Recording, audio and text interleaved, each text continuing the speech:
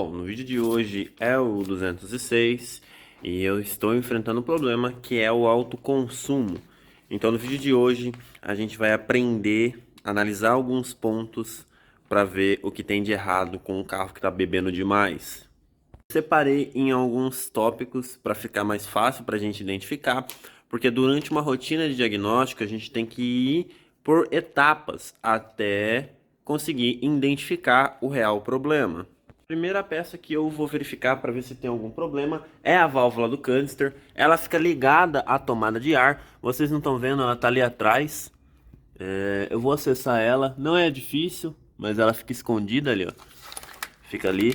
E a gente vai testar para ver se ela não está ruim. Então eu vou aproximar ela aqui e vamos ver se a válvula não está aberta. Se ela estiver aberta, o carro ele vai ter uma entrada de ar falso e também ele vai puxar partes do combustível lá do filtro, não de filtro de combustível, mas do filtro de carvão ativado presente no sistema do canister. A posição da válvula do canister é um pouco chatinha no 206. Para a gente ter um acesso melhor, você vai precisar retirar o suporte do reservatório de expansão. São 3 porquinhas 10 milímetros. Elas vão fixadas pelo lado da onde fica o suporte do amortecedor, né? Da torre, ou como você chamar. E são 3 parafusinhos, ó. Um aqui, aqui. Você consegue retirar. Aí aqui você afasta o reservatório, ele vem para cima assim, é meio ruinzinho. E no centro do vídeo aí vocês estão vendo a válvula. Essa mangueira na esquerda aqui, ó, na ponta do meu dedo aqui, é que vai pro coletor de admissão, tá aqui, que sai aqui, ó, nessa entradinha. E se vocês forem ver por baixo dela, eu acho que vai ser um pouquinho chato de mostrar só. Tem outra mangueirinha, ó, lá embaixo, que é a que vem do filtro de carvão ativado. E para ficar mais fácil, eu vou retirar a válvula e a gente vai testar em bancada. Galera, tá aí a válvula em bancada. Eu coloquei em bancada para ficar mais fácil. Aqui a gente tem uma seta que representa o fluxo do gás.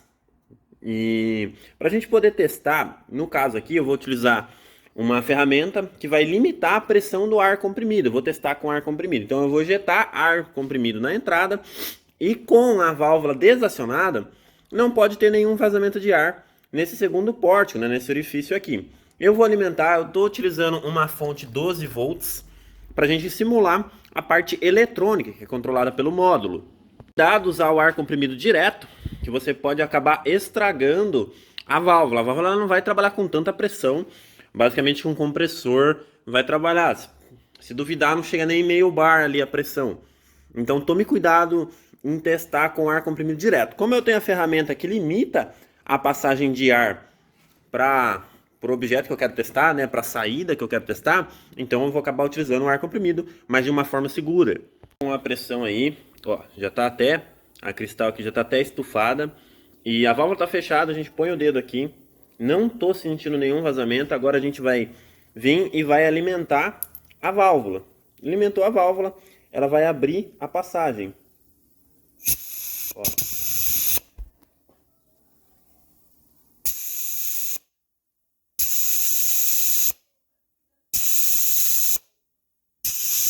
Alimentou, vazou, tirou a alimentação, parou. Então, aqui no caso, a válvula tá show de bola. A estanqueidade dela tá beleza. Então a gente pode isolar essa hipótese e devolver ela no carro e partir para o outro tópico. O próximo tópico que a gente vai abordar são as velas e a bobina de ignição. E nessa bobina tem uma sacadinha muito boa que dá para você trocar só o terminal. E eu já vou explicar o que que é. Para a gente poder remover a bobina, vai soltar 2 parafusinhos 10, 2 porquinhas, né? Porca parafuso. E para retirar as velas vai ser uma 16 milímetros e um joelho, né, uma extensão universal. A extensão universal, ou joelhinho, que eu me refiro, é esse para poder dar esse ângulo, tá vendo? Para a gente poder soltar a vela assim. Porque tem uns, esse aqui, o primeiro que tá de boa, só que esse segundo, ó, sem a ferramenta, ó, a gente não consegue dar o ângulo, tá vendo que a gente consegue trabalhar com ela mais em pé? Então no 206, pelo menos 1.4, precisa dessa ferramenta.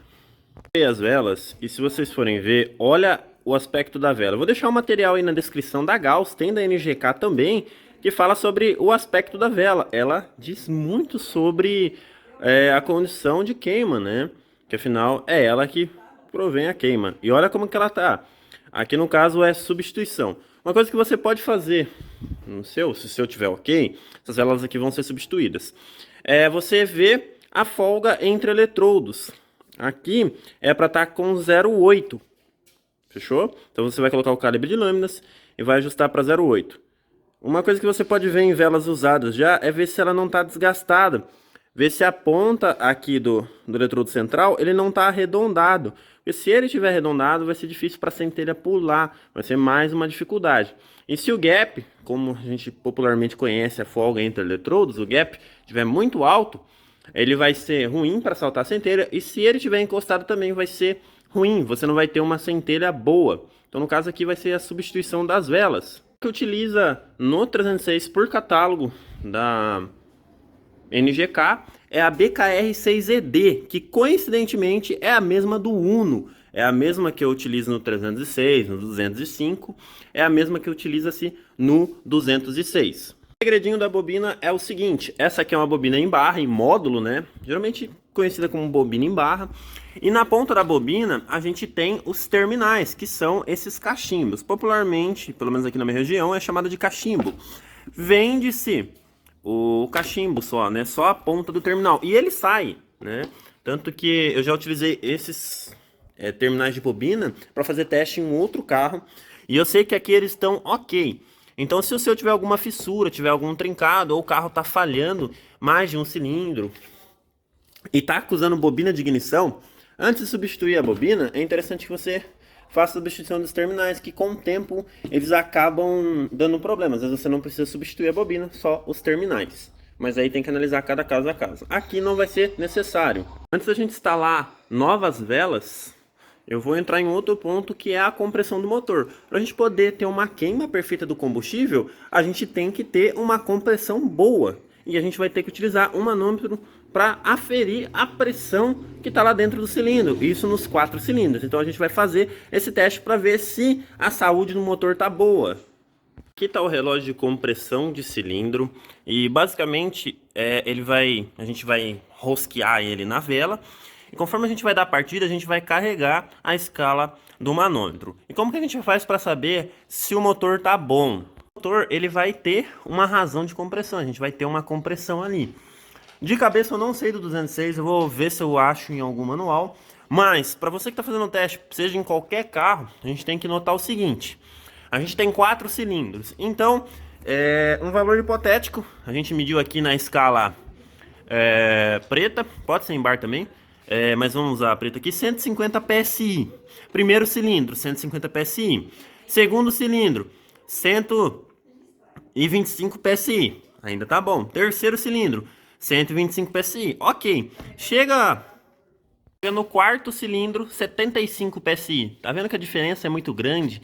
Então, no caso do meu exemplo, o quarto cilindro tá ruim, tá morto, né? Vai precisar abrir o motor para ver o que está acontecendo. Então você tem que ver valores próximos. Caso você não tenha a referência da fábrica, é analisar. Se tiver próximo, tipo 125, perto de 150, até vai. O motor ele tem um desgaste natural. Agora, se um tá 150 e o outro tá 50, tá 75, aí o motor tá condenado. E é isso que a gente vai aferir agora, cilindro por cilindro. Ó, o relógio tá aí. Tá dando... 12 bar ou 175 PSI, ó. Isso é o quarto cilindro. Agora a gente vai fazer em todos os outros. Então, o quarto cilindro, a compressão tá show de bola. Aqui o terceiro cilindro tá próximo de 175 PSI. 160, vamos arredondar aí. Terceiro cilindro, então, a compressão também tá ok. Agora a gente vai ver primeiro e segundo pistão, né? Primeiro e segundo cilindro. Mas ó, até agora, até o momento, tá ok. E é sempre um aperto no coração fazer esse teste quando você não conhece do motor. E esse aí é o primeiro cilindro. Ó, mais 175 PSI. Então tá show de bola. O motor ele não tá com problema na compressão. Não tá perdendo pressão por aí. Comentei que os valores são próximos. Ele deu 175, 160, 175, 160. Então não tem muitas diferenças entre os cilindros. Agora, se por um acaso não tivesse com 50, aí era a lona, teria que abrir um motor, fechou? Segundo cilindro em cima do 175 PSI. Segundo cilindro também passou no teste, tá show de bola, tá tranquilo. Agora a gente vai para o primeiro cilindro, mas acredito eu, pelo funcionamento do motor, não tem problema na compressão. Só que numa rotina diagnóstica eu acho muito bem-vindo você fazer um teste de compressão antes de arrancar os cabelos, porque fazer diagnóstico em carro não é fácil. E esse aí é o primeiro cilindro. Ó, mais 175 PSI, então tá show de bola. O motor ele não tá com problema na compressão, não tá perdendo pressão por aí. Comentei que os valores são próximos, ele deu 175, 160, 175, 160, então não tem muitas diferenças entre os cilindros. Agora, se por um acaso não tivesse com 50, aí era a lona, teria que abrir um motor, fechou? Depois que a gente fez o teste de compressão do cilindro e tá tudo ok, vocês viram anteriormente, na ponta da vela, uma sujeira, né? Um resíduo. Aquilo lá se dá por causa de combustível de má qualidade. Então, a vela, ela vai te dizer, ela é basicamente um termômetro para saber como é que tá acontecendo a queima. E no caso lá, aquelas velas estão condenadas. A gente vai para o outro tópico, que é a folga das válvulas, né? Regulagem de válvulas. Eu já fiz há algum tempo atrás, e se funcionou vai estar aparecendo no card, no canto do vídeo aí, também vai estar na descrição o link do vídeo que eu fiz a regulagem, e as folgas de acordo com o fabricante. Então acesse a descrição aí. Esse ponto eu não vou refazer, porque no caso do meu 206, ele tá ok, ele não tá ruim a parte de regulagem de válvulas. O próximo tópico, depois da regulagem de válvulas, é o filtro de ar. Pode parecer bobo, mas um filtro de ar ruim ou muito sujo, ele acaba interferindo no funcionamento do motor, porque basicamente é aspiração de ar. Aqui eu já retirei. Para você acessar, basta você retirar os parafusos, e o meu já tem até gambiarra. Basta abrir aqui e de cara a gente já vê que o filtro ele é novo. Uma dica também que eu recomendo vocês fazerem, né? É o seguinte, bate ele em algum ponto e vê se ele não vai cair. Aqui ele tá sujo, mas aqui, ó, a parte do feltro, né? E ó, foi trocado, ó. Tá aí o código da Japan Parts. E o filtro aqui, ele tá ok. Você tem que ver se o filtro não tá muito sujo. Se o filtro estiver muito sujo, muito obstruído, ele também vai atrapalhar o funcionamento do motor. Agora o outro tópico que a gente vai abordar é em relação à pressão do combustível, pressão e evasão do combustível. Então você vai ter que verificar os bicos injetores, que no caso do 206 aí estão limpos já. A gente vai ver o filtro de combustível e a gente também vai ver a pressão da linha, né? Popularmente a pressão da bomba. Por isso já está conectado aqui o manômetro. Eu vou dar a partida e vou ver quanto de pressão está gerando aí, quanto que o sistema está trabalhando. No caso do 206, é meio ruim a posição.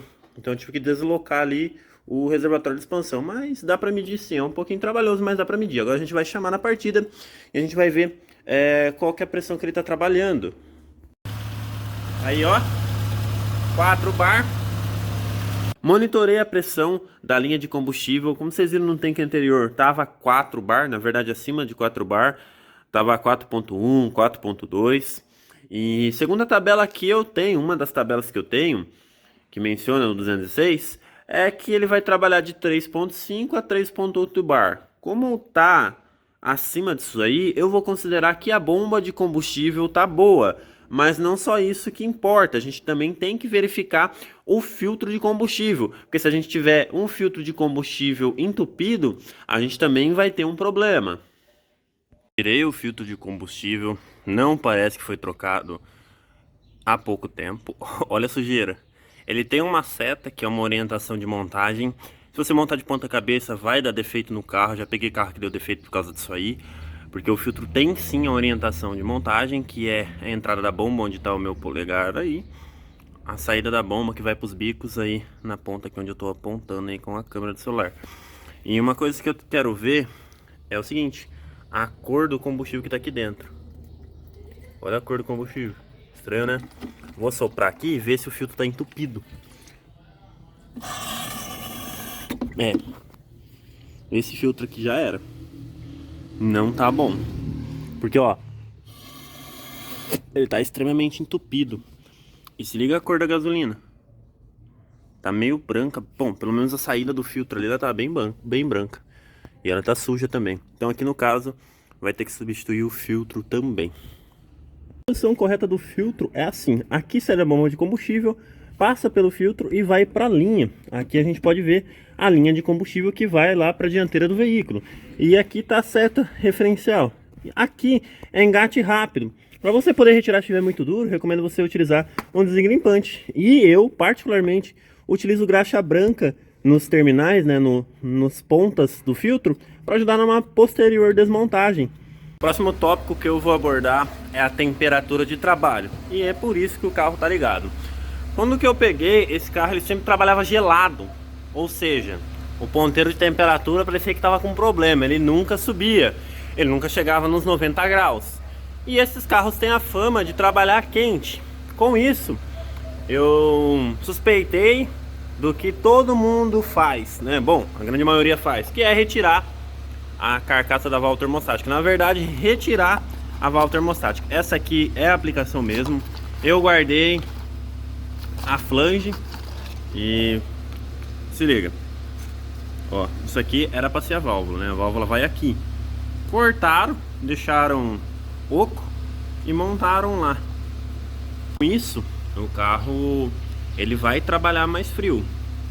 E um carro que é injeção eletrônica é o seguinte, ele vai pegar a temperatura do motor, né, a temperatura ali do sensor, do líquido, para fazer o cálculo de injeção. O carro ele vai tender a injetar mais, na verdade vai ter mais frequência do bico injetor, o tempo de injeção vai ser maior, para ele poder aquecer, para ele chegar na temperatura de funcionamento mais rapidamente. Só que pensa comigo, ele vai entrar em estratégia, o bico injetor vai trabalhar mais, a central vai debitar mais combustível, né? Vai ter uma frequência maior dos bicos injetores, vai ter uma mistura mais rica e ele vai fazer isso até ele entrar na temperatura ideal de funcionamento, que aí é estipulado pelo módulo, né? A montadora acerta isso lá no módulo, a gente não tem acesso. Sem a válvula, dificilmente ele vai conseguir chegar próximo disso, né? Porque ele vai trabalhar gelado. E a gente ainda andando com o carro, a gente tem um problema do fluxo na dianteira. O problema não, né? Na verdade, o resfriamento forçado pelo ar que está sendo admitido, né? Pela temperatura que está o ambiente. E aqui no caso, ele sempre trabalhava gelado. E eu suspeitava e muito disso. E agora sim tá com a carcaça, eu troquei, vende só a carcassinha aí, vem a carcaça e a flange. E agora ele tá trabalhando na temperatura ideal de funcionamento. Bom, agora a gente vai para o último tópico que envolve 3 componentes.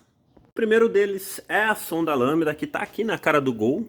E basicamente vamos comentar o que é uma sonda lambda. A sonda lambda basicamente é um nariz para a central, ela que vai determinar a presença de oxigênio restante no escapamento.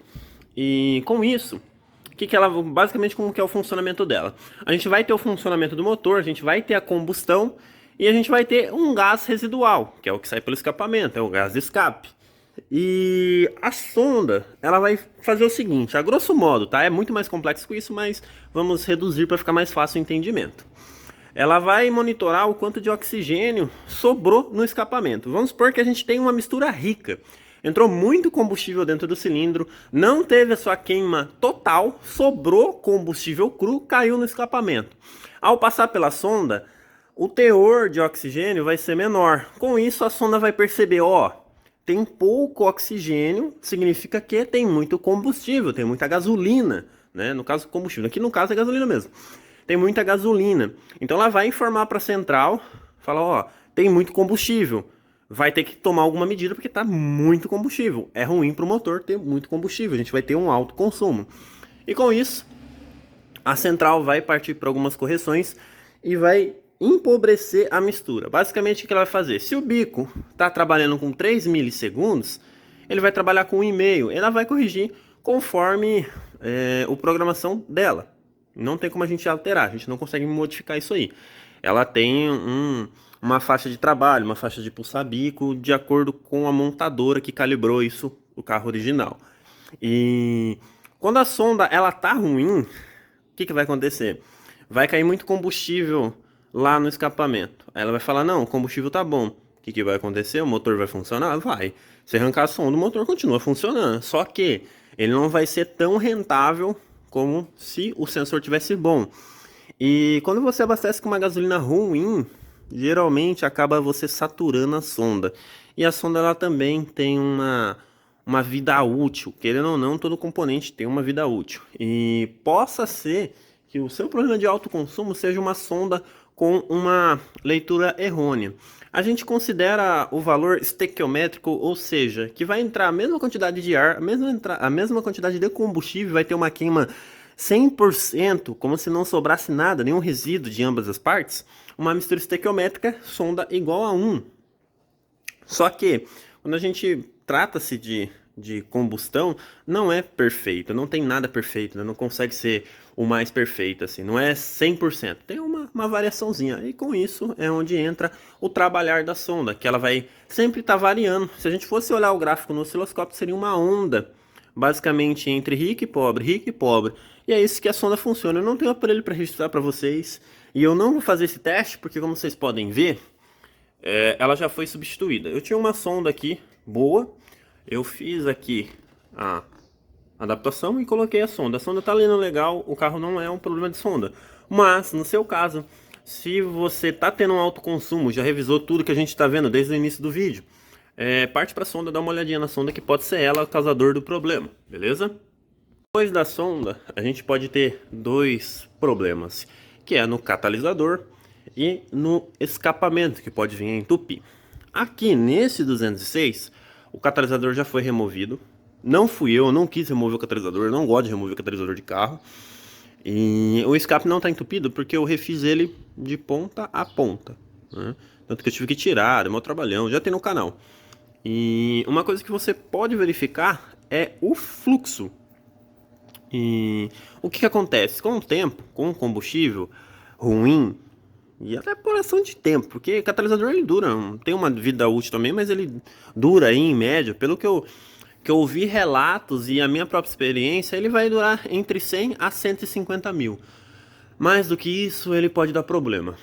Ele acaba entupindo, como vocês viram no 205 aí, ele fecha a colmeia, mata a força do carro e às vezes atrapalha até o funcionamento. Caso o seu carro esteja com funcionamento, está sentindo que ele está amarrado, o que você pode fazer é um teste muito simples, que é você remover a sonda e dar uma volta. Vai fazer um barulho gigantesco, já vou avisando, mas você vai conseguir detectar se você tem um entupimento. Mas antes de retirar o catalisador, pera lá, não é só o catalisador que vai matar o carro. A gente tem todos os abafadores, todos os silenciosos, traseiro, intermediário e tudo mais. Então, eu geralmente vou tirando por etapa. Tiro lá o mais fácil, que é o da ponta, é a ponteira lá atrás, o silencioso traseiro. Dou uma volta, puta, não resolveu, o carro tá amarrado, tá ruim. Retiro o intermediário, vou retirando a tubagem. Já removi toda a tubagem. Puta, não é lá, não resolveu o problema. Aí, como eu sei que não é lá, eu volto o tubo e retiro a sonda.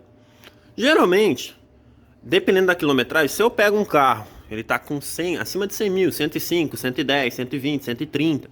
Primeiro passo. Eu tiro a sonda. Tirei a sonda, o carro desamarrou. Beleza. Aí eu passo para retirar o silencioso. Porque geralmente o catalisador, ele abre o bico mesmo. Não tem o que fazer. Ainda mais com a nossa gasolina. Então, verifique isso. Verifique se você não tem um escapamento entupido. E essa parte de verificar o escapamento é a parte mais trabalhosa.